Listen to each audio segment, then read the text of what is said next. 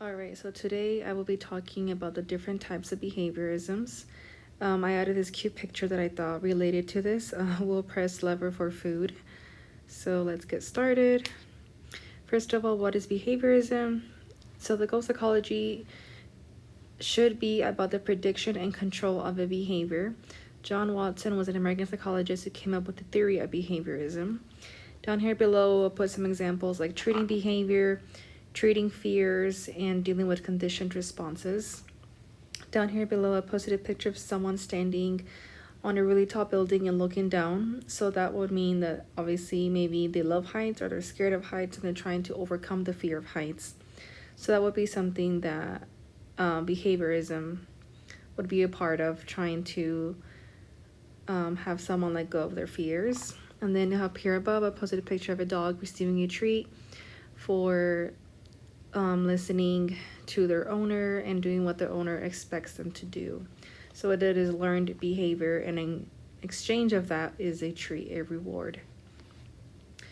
So there are 4 types of behaviors. The first one is explicit learned, which means it's a noticeable and learned. Example, speaking different languages or becoming an artist. So obviously to speak different languages, you would have to learn this, and anybody would be able to tell that you're speaking more than one language. So that would be like, wow, like I can see that and you have learned this.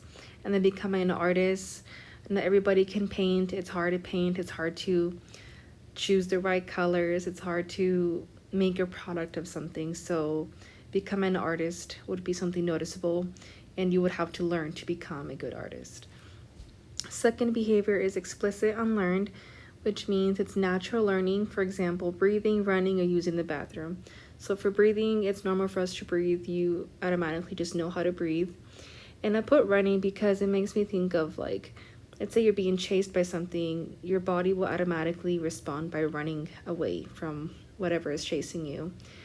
And third, using the bathroom. I mean, like, when you have to go, you have to go. So you kind of, it's natural to go to the bathroom, to want to go to the bathroom.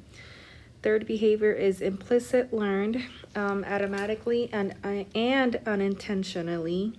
For example of this, I pulled getting pulled over, hearing the ambulance or sirens, equals fast heart rate, and feeling nervous. So when I think of this is, let's say I'm driving and I hear the ambulance and I see the ambulance through my mirror, I'm gonna freak out and be like, oh my gosh, like, where should I park? Like, I need to move to the side of the road so the ambulance can get through me. So every time I hear that, I start to panic because I'm like, oh gosh, I need to move out of the way. So it made me think of, obviously, my heart rate speeding up. It's something automatically that happens that I just happen to associate the sirens to me pulling off to the side. And I put a picture here of an ambulance. So fourth behavior is implicit unlearned, which are innate behaviors. For example, feeling hungry. So when you're feeling hungry, people most likely will not be able to notice it on the outside. Unless they were you, then they would know that you actually are hungry. So hunger is something that is not really seen on the outside, I would say. But I mean, at the same time, if you see someone drooling over food, you're gonna know they're hungry. So I'm not sure if I chose the best example for that, but I thought that was kind of hard. So there are 2 behaviorisms. The first one is methodological behaviorism, and it is when psychology must be dealt with what can be observed, but also about the internal causes of a behavior. For example, our emotions also come into play and not just what we see on the outside. So for this, I would say that our instincts provide motivation to us to act in certain ways. And then William McDougall was the first person to say psychology is science of a behavior. Purposive behavior is a goal-directed behavior controlled by 3 instincts, which would be perception, emotion, and our behavior.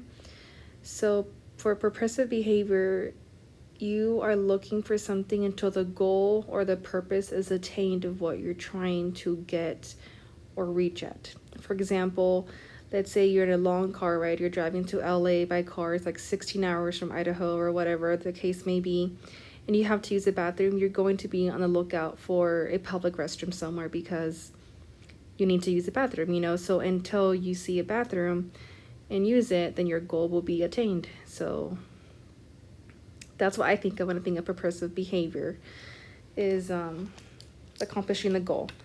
And then down here below, I posted a picture of different emotions. And then over here, perception, how we each have our own different perceptions and how we all see things in a different way. And our behavior is also different.